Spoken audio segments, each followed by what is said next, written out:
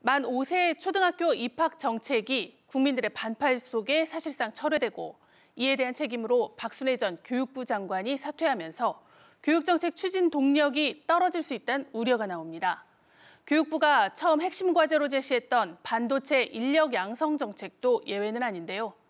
학부대학 정원 규제를 완화하는 등 세부 계획 시행에 들어갔지만 여전히 넘어야 할 산이 많습니다. 금창호 기자입니다.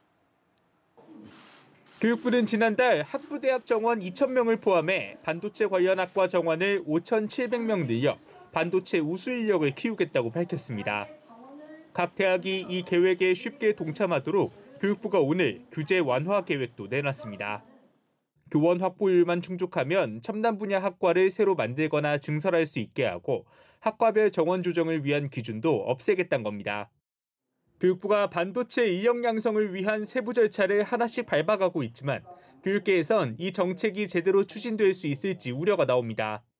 우선 박순애 전 사회부총리 겸 교육부 장관이 지난 8일 사퇴하면서 정책의 중심을 잡고 부처별 협력 사안을 조정할 수장이 공석입니다.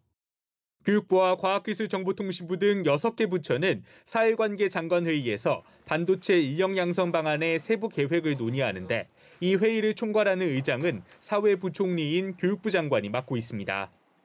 부처마다 측정치가 달라 반도체 인력 수요부터 다시 확인해야 한다는 지적도 나옵니다. 앞서 교육부와 과학기술정보통신부는 한국반도체산업협회 자료를 인용해 오는 2031년까지 반도체 제조업 인력 수요가 9만 6천여 명 증가할 것으로 내다봤습니다. 연평균 증가율은 5.6%입니다. 하지만 올해 2월 고용노동부가 발표한 추계에 따르면 오는 2030년까지 추가로 더 필요한 반도체 제조업 인력은 2만 6천 명으로 연평균 증가율이 1.6%에 그칩니다. 부처별로 인력 수요에 대한 예측치가 3배 넘게 차이가 나는 겁니다. 일종의 그 숫자가 약간 부풀어진 게 아닌가라고 약간 의심이 되는데요. 회사 입장이나 업체 입장에서는 되게 좋을지 모르지만 학생은 정부를 믿고 대학에 진학을 했는데도 불구하고 미래가 불투명한 상황이 벌어질 수 있거든요. 과잉 공급의 최대 피해자가 학생이 될 수 있기 때문에. 비수도권 소재 대학의 반발도 해결 과제입니다. 정부가 수도권과 비수도권 구분 없이 대학 정원을 늘리겠다고 밝혔지만 비수도권 대학들은 수험생들이 수도권 대학에 집중 지원해 학령 인구 감소로 인한 위기가 더 심화될 것이라고 주장합니다.